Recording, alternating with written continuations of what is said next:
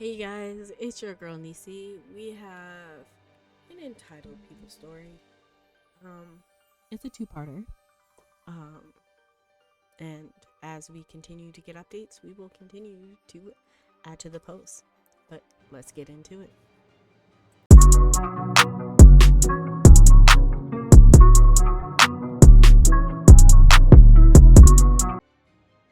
Okay.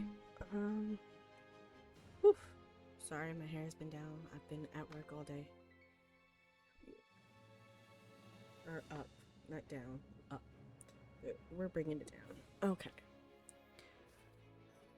My small town is fighting over Chinese food. This entitled people is on the large scale. It's too hilarious not to share. I live in a small town population of 7,000 people, roughly, and everyone is currently divided over a Chinese restaurant.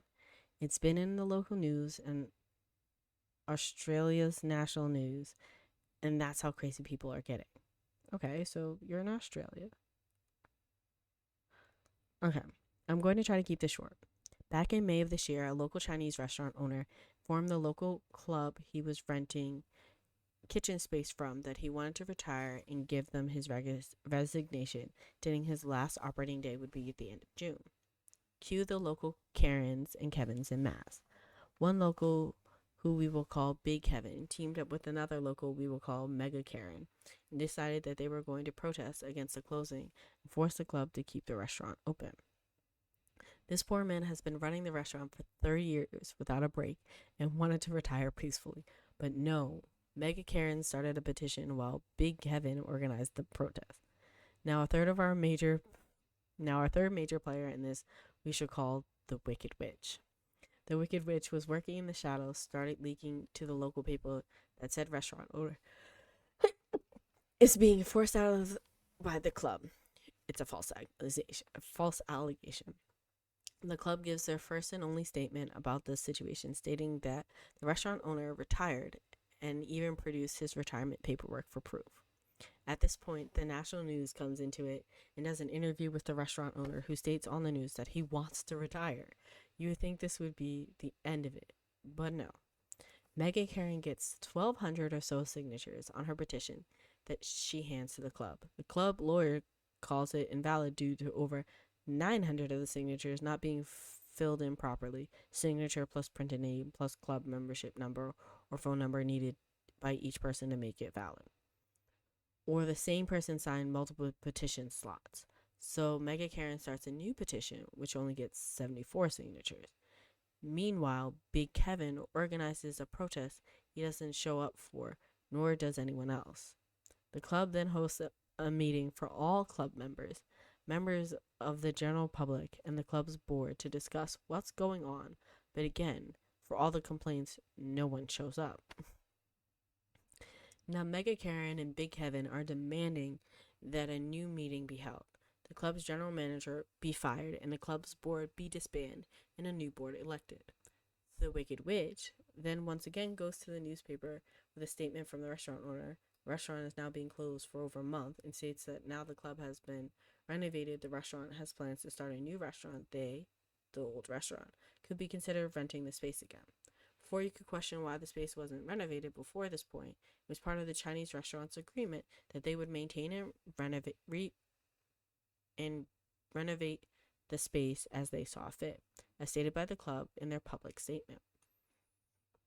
And she tells the paper that the whole reason the Chinese restaurant left wasn't because they wanted to retire, but because their rent increased from the $285 a week they had paid for 28 years to $385 a week last year, and then $485 a week this year for the restaurant space, when other local restaurants were paying $2,500 a week plus for the same or smaller spaces. So Big Kevin and Mega Karen and a ton of other locals were all shocked at the cost of rent, which they're now saying could have been kept at the $285 to encourage the restaurant to stay, even though it's meant likely closing clubs since they were struggling to afford running costs. The club even broke down their running costs to show to the members and the locals how expensive it was to keep the place open, but it still wasn't good enough. I can't with this down anymore. How? Like, who would put these people in your life? Why is that? Why is that an option? These people need to get lives. They need to do something with their lives. I can't even imagine the amount of chaos these three people are just doing. And for such a small town too, like what? And I don't live in a small town, but even like the thought of the amount of work that these three people, do they have a job? Do they have children? A spouse? Something else they could be taking care of? Hobbies? Is this their hobby? Making a bigger mess out of nothing? Okay, we're gonna get to the comments on this one, and then we're gonna go look at the update. So many people craving for such succulent Chinese meal, it seems. There's a second Chinese restaurant in town, which makes this even funnier. What? So it's not like it's the only Chinese food that they can access. It's just, I guess, the one that is more convenient to them or whatever. Like, bruh, it's not that big of a deal. At the end of the day, there's so much more that they could be doing. It's just not worth it. Every small town needs two Chinese restaurants. The good one, plus the one no one goes to. But like, yeah, that's true. That's true. Damn, that's so true. We've got three. One takeout only in the plaza with the grocery store. Then the good sit down place. I'm the one I've never seen more than one car at, but they somehow remain open. Yeah, DoorDash. That's how they remain open.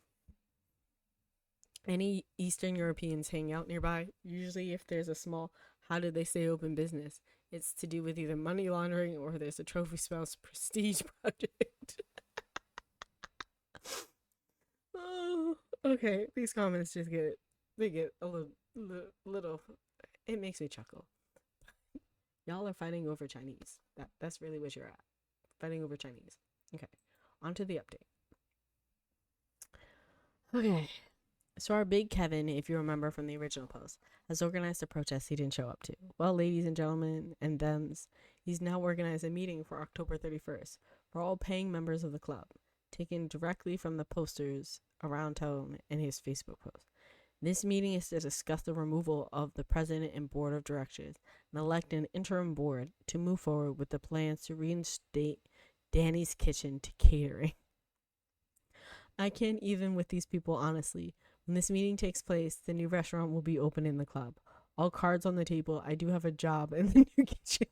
So it'll be the first to admit I could be looking at this with bias. However, the owner of Danny's did retire, and I don't think a vote turns over the retirement. If they got enough votes, then I suppose the offer could be made to him, but he can't be forced back. I'm sorry, I'm laughing because this is... Y'all are fighting something that's already been this... Like, the change has happened. The old restaurant is gone. The owner is retired. There's a new restaurant in place with new employees, new owners, probably a higher rent so the whole club can stay functioning. But how do you guys think this is going to work? I really can't think how this would work on any level. But okay, whatever. I found out the owner tried to train multiple people to take over, but every time the same people complaining now, putting complaints to the club about the quality of the food. No way to please these people, honestly. The club's general manager is now hoping that once the new restaurant opens, people will enjoy the food and move on from Danny's. But for now, I will update you again on either the night of the 31st or on the 1st of November of what happens with this meeting. So we will be back.